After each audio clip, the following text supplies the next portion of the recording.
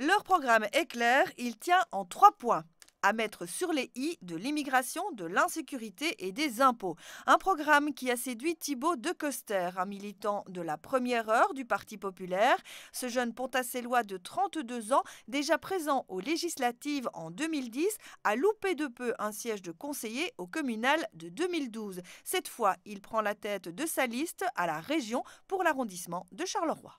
Ce qui me plaît dans ce parti, au-delà du fond du programme qu'on a abordé ici, des 3 thèmes principaux que sont la gestion des politiques migratoires et d'intégration, la sécurité et tout ce qui concerne les impôts et la fiscalité. Au-delà du fond et donc du programme, il y a évidemment un autre élément qui nous distingue des autres partis, notre franchise, notre volonté de nommer les choses par leur nom. C'est ce que certains, comme on l'a dit, c'est ce que certains appellent malheureusement le populisme, mais si être populiste, c'est dire tout ce que beaucoup pensent tout bas. Nous sommes populistes et nous le revendiquons.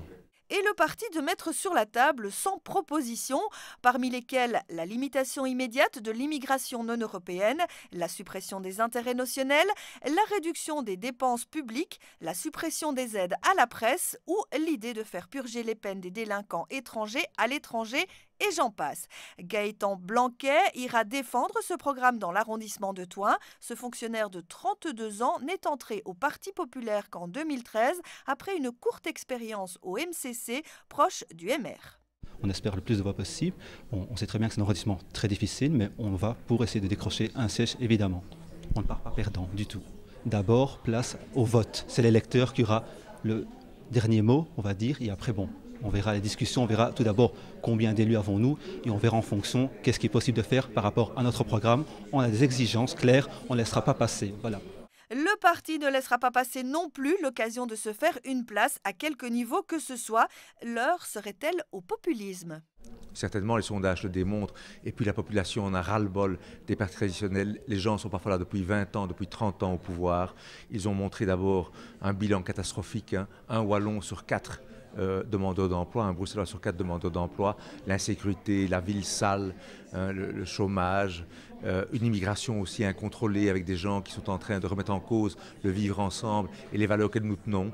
Eh bien, je pense qu'effectivement, le temps du Parti populaire est venu. Et s'il surfe sur des images faciles, le parti n'est pas non plus avare de compliments à l'égard des partis traditionnels, notamment un parti responsable, semble-t-il, de tous nos maux.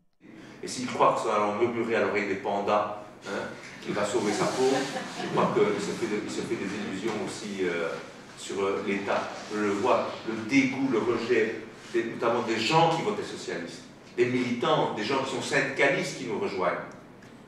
Il dit ça ne peut plus continuer comme ça. Il y a du nettoyage à faire, il y a de la simplification, ça je m'en rends bien compte. Je dis souvent aux troupes, vous savez, si nous parvenons à percer aux élections, les véritables enjeux, les véritables problèmes vont commencer après.